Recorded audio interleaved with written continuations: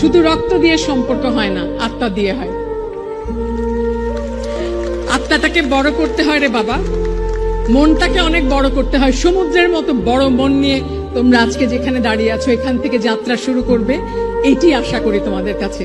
কোনো রকম মন ছোট করবে না, কোনোভাবে একটুও কার্পণ্য করবে না। কেউ ভালো করলে 10 বার বাহবা দেবে, কেউ ভালো করলে ঈর্ষা করো না, ঈর্ষা তোমাকে ছোট করে। এবং আরেকটি জিনিস মনে রেখো, আমাদের জীবনে আমরা এমন একটা জায়গায় এসে পৌঁছেছি যেখানে আমরা শুধু কিন্তু তির্যক সমালোচনায় মেতে থাকি।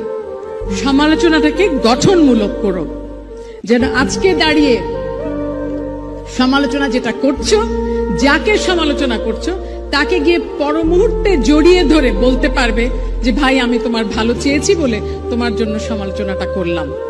কিচ্ছু জানি না কিন্তু